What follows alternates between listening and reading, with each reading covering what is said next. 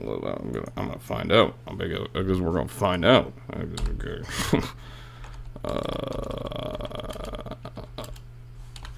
But we're gonna have to find out.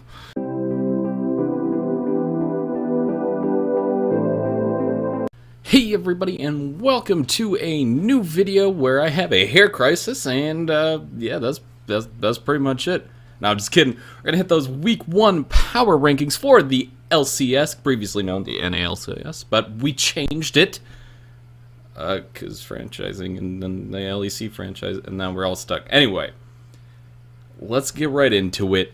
Number 1. Taken in the top spot again, we got Team Liquid, and now they had some mess-ups in the game from an unpolished week 1 team, but we see from Liquid exactly what we expect: dominant number 1 status. Now Core JJ is just freaking incredible. He is popping off, doing some things that I would never have anticipated, and according to Doublelift and some other kind of sources that I've gathered, again, it's all regurgitated content, I'm just trying to put it in one here. Apparently, his shot calling is just as good as his mechanics, and if that's the case, and this is what we can expect from Liquid, polish this team up, oh, I don't think we're going to see anyone move into that number 1 spot anytime soon. Alright, that's Liquid, they're number 1. Number 2! Clutch Gaming.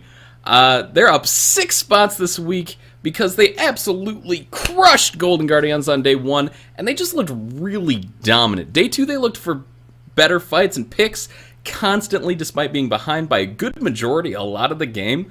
Clutch can play through or throughout Huni, and showed that this unit is less than just a Huni. I mean, I think at this point it's almost safe to say I was wrong, and this zombie Echo Fox roster can show exactly that they can play with the best in a variety of situations. Ahead, down. They take number 2 because they had a decent strength of schedule, and they still came out on top every time. Clutch Gaming, number 2, up 6 spots. That's insane. Number 3, we got C9, up 1 spot, and they may have lost to Liquid, but oh my gosh, did Liquid look clean, and even Cloud9 seemed to force some mistakes. And Liquid was looking pretty solidly like they deserved their number 1 spot from last week. So losing to them isn't a huge detriment to this team. Strength of schedule, I like to add that in a little bit to these power rankings.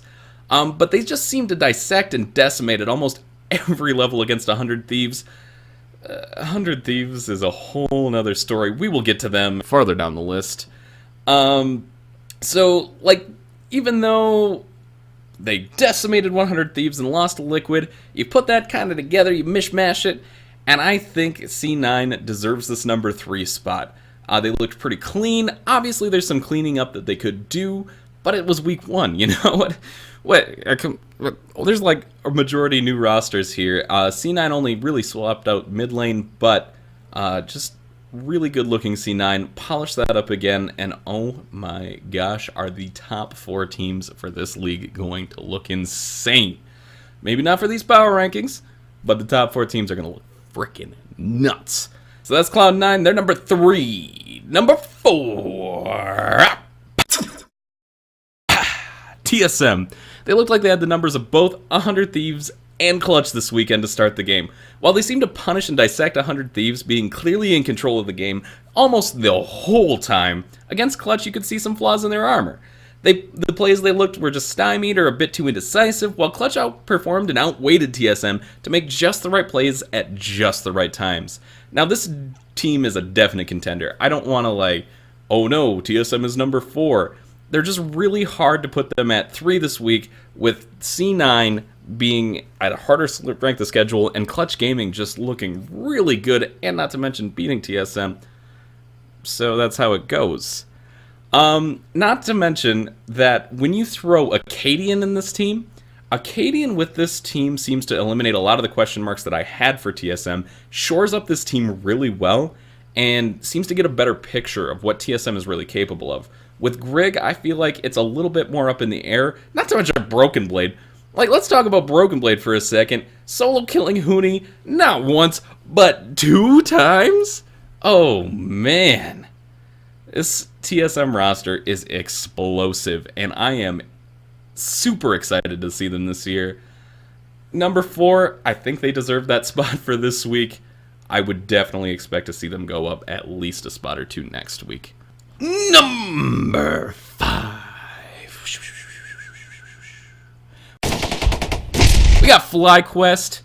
I didn't think I'd be putting the number 10 team from before into number 5, but I'm happy to say that I was very wrong. FlyQuest had a very dominant first game against Golden Guardians, who by all means were really supposed to be favorites for the game based on roster. Early fights designed to go in their favor, used an info to snowball, and they win, and then they just totally took it over. Like, a bit of closer game against Optic, but they found a way to win skirmishes in the mid-late game to communicate and win. I mean, after watching this weekend, I almost feel like I have to owe Pobelter an apology, because he managed to look amazing in both games. Definitely a strong point for this team. They'd probably be higher if they played more highly ranked opponents, some higher strength of schedule, you know what I'm saying? But they took out last week's power ranking, number 5, really convincingly, and managed to take control of a pretty even game against an underrated number 9 in Optic. So, that's FlyQuest. Sorry, Pobelter. I mean, I don't think you watch these videos, but I'm apologizing anyway. And that is number 5, FlyQuest. Be on the lookout for them. I don't know, they've got a little bit of wiggle room up and down on these standings, but a really solid number 5 playoff contender from what we've seen, only what we've seen, in week 1. Number 6, we got Optic. Speaking of close games, Optic was right on FlyQuest's tail. They didn't quite win it yet, but my biggest question for this roster this season was, where else are we going to see talent and execution? And that was answered stupid fast by Asta, a huge standout that performs so well it poses the question for Optic, do you even really want to see Arrow? Do you want to see what Arrow is capable of? Or do you want to stick with what works? Because, Asta, standout freaking newbie, besides maybe Broken Blade of week 1. I hate to call him a newbie, but like he's new to the scene. And wow. I mean, they're really higher on this list because when they took off a CLG, I mean, as much as it hurts me to say it, they probably could have, yeah, I think any team could have taken it off them, and had a pretty even game against FlyQuest because of the strength of schedule opponents and who they beat, who they lost to. Optic Gaming, number 6, look really strong. I know it's kind of crazy to be like, oh my god, everyone has so much potential, but like, this top 6, debatably top 7, is so freaking loaded. It's not even an exaggeration when I say I am super stoked for LCS this season. I am super stoked to continue to make these videos. Oh my gosh. Number 6, Optic Gaming. Moving on to number 7. Echo Fox. This team, they didn't move. They're still number 7. They managed to keep it close with Clutch game that, Clutch came out of the gate swinging.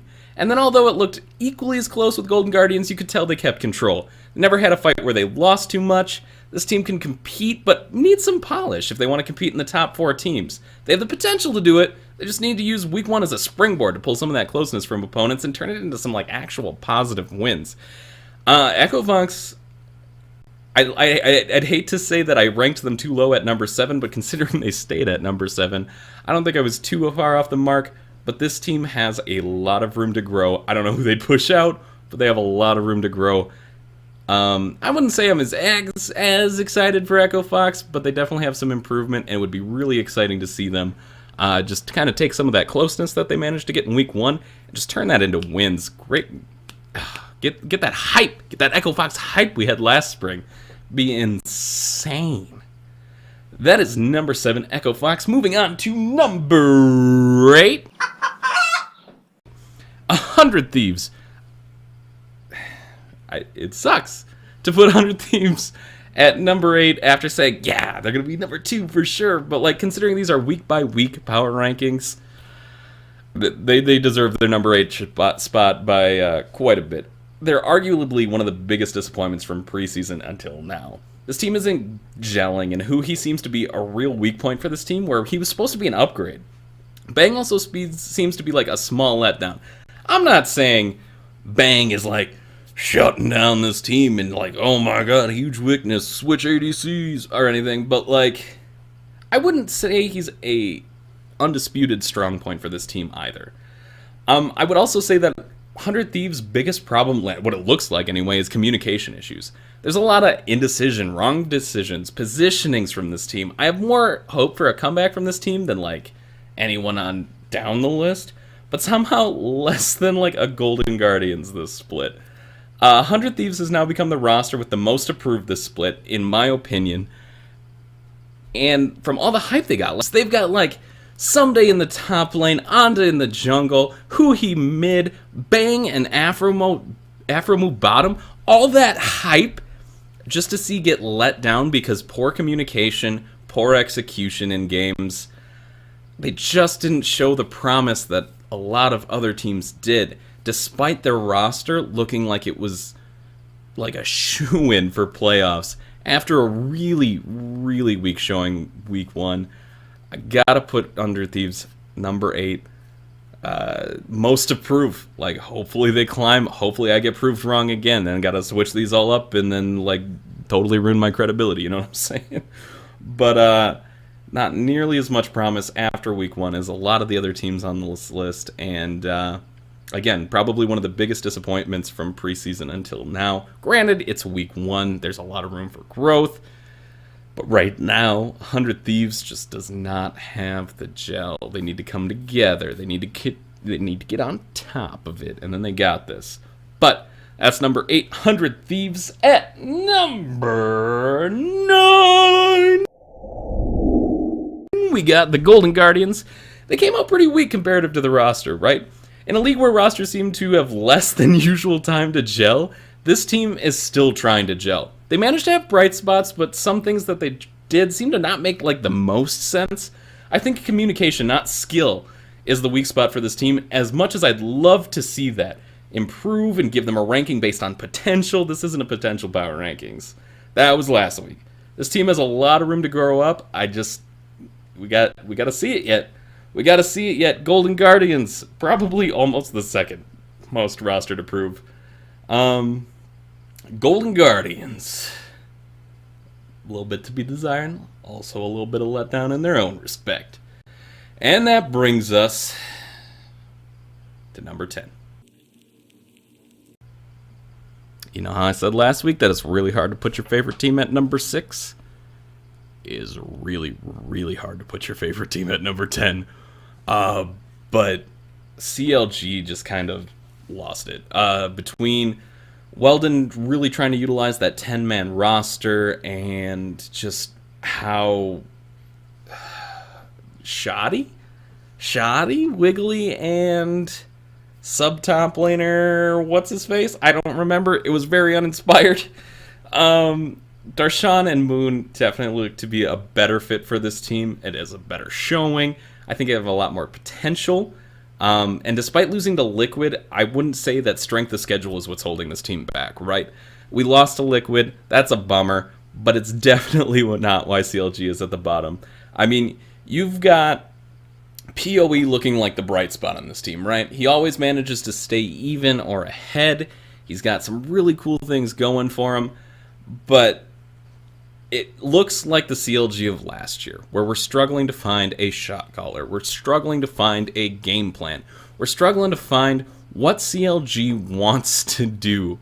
And it's one of the most frustrating things to see out of CLG, right? This is a team that has some roster potential, right? Just like Golden Guardians, but we've seen them fail year after year at this point with trying to shore up communication and getting that roster to move as a cohesive unit, to get that team play that we remember from 2016 MSI, and we're just not seeing it. PoE, definitely the bright spot on this team, definitely not enough to carry them too any higher on the power rankings this week. Strength of schedule had nothing to do with it. This team needs gel, this team needs shot calling, and right now it appears to have neither. So that is why CLG is number 10. Otherwise, that about does it. Thank you all so much for tuning in.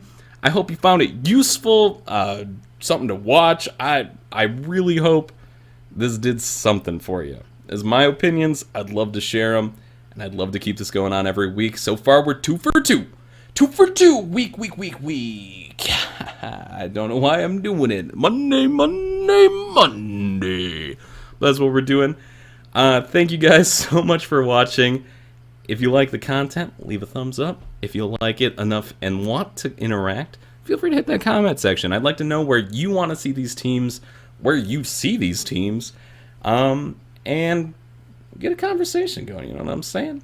If you really like the content, you've seen some other things you saw last week's, you want to see more of these in the future, feel free to hit that subscribe button, and I will hit you next week with these power rankings for week 2.